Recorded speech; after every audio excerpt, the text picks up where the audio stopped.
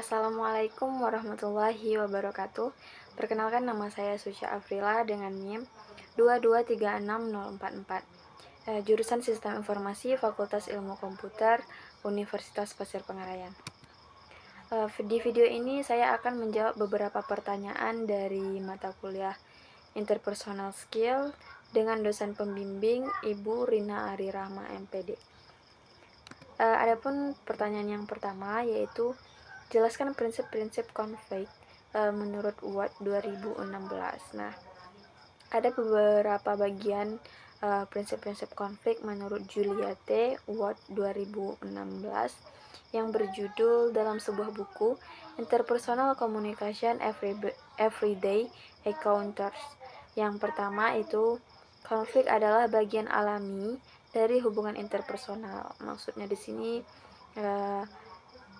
kita sebagai individu ini tidak terlepas atau tidak dapat menghindari suatu konflik, karena setiap individu ini memiliki kebutuhan dan tujuan yang berbeda. Nah, dari situlah terjadinya sebuah konflik. Yang kedua, konflik dapat diungkapkan secara langsung atau secara tidak langsung. Maksudnya di sini ada sebuah konflik, tetapi konflik itu diungkapkan secara langsung atau secara terbuka. Nah, tujuannya di sini agar mendapatkan solusi lebih cepat dan lebih efisien gitu. Sedangkan secara tidak langsung inilah konflik yang agak mempersulit resolusi konflik tersebut terselesaikan, sehingga konflik tersebut ada ketegangan tersembunyi.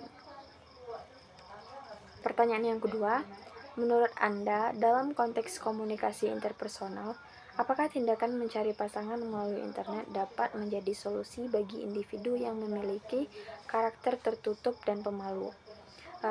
Menurut saya pribadi, iya, tentu tindakan itu menjadi solusi bagi individu yang memiliki karakter tertutup dan pemalu tersebut. Karena bagi mereka, dengan tindakan tersebut mereka dapat lebih percaya diri serta dapat mengurangi tekanan sosial secara langsung. Nah, dengan mereka melakukan mencari pasangan di media sosial tersebut, mereka bisa mengatur waktu dengan fleksibel. Misalnya saat mereka ingin membalas pesan atau tidak ingin membalas pesan, itu bisa dilakukan secara yang mereka inginkan, sehingga tidak ada tekanan dari diri sendiri. Lanjut, namun peluang berhasilnya jenjang pernikahan sangatlah kecil. Ada di angka 63% anak muda yang menggunakan aplikasi kencan untuk mencari pasangan. Ada di angka 37% yang gagal ke jenjang pernikahan, dan ada di angka 20% yang berhasil ke jenjang pernikahan. Nah, apa penyebab gagal ke jenjang pernikahan? Yang pertama yaitu pencurian identitas, ada di angka 21%. Bisa saja kita saling berteman di media sosial, tapi ternyata mereka itu hacker gitu. Mereka mencuri identitas kita. Nah, yang kedua yaitu perselingkuhan, di angka 23%. Kita tidak bisa mempercayai seseorang dia setia atau tidak gitu. Nah, karena kita cuma kenalnya dari media sosial, kita tidak tahu keluarganya, kita tidak tahu dia sudah menikah apa belum. Nah, sehingga peluang dia selingkuh dengan orang-orang manapun itu sangatlah besar. Yang ketiga, intonasi atau bahasa, di angka 52%. Itu juga banyak terjadi di zaman sekarang ya, karena di media sosial itu dia sangat ramah, baik, tetapi saat berjumpa langsung mereka tidak sesuai dengan di media sosial mereka gitu.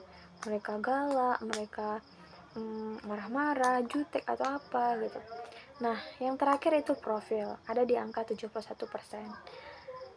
Itu sangat berpengaruh pada zaman saat ini. Dimana contohnya di profil itu mereka hidungnya mancung, atau dia cewek, ternyata dia itu aslinya cowok gitu. Nah, itu adalah bentuk dari penipuan. Pertanyaan yang ketiga, apa strategi komunikasi antar budaya yang perlu dikembangkan atau mempertahankan dan meningkatkan harmoni antar budaya? Perlu kita ketahui dulu, komunikasi antar budaya adalah proses pertukaran informasi antara individu atau kelompok yang memiliki latar belakang budaya yang berbeda.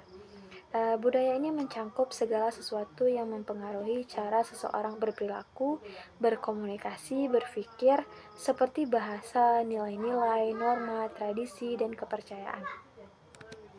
Nah, strateginya ada 3. Yang pertama, peningkatan kualitas pendidikan. Kita bisa memasukkan pendidikan tentang keberagaman budaya Indonesia ke dalam kurikulum sekolah, sehingga generasi muda ini dapat memahami dan menghargai perbedaan sejak dari dini gitu. Yang kedua, penggunaan media sosial dan digital, dengan mengoptimalkan media sosial untuk menyebarkan informasi tentang budaya lokal, seperti melalui video, blog, dan konten kreatif lainnya. Yang ketiga, pelestarian bahasa dan tradisi lokal. Sekian penjelasan dari saya. Jika ada kesalahan, mohon maaf. Wabillahi taufiq wal hidayah. Wassalamualaikum warahmatullahi wabarakatuh.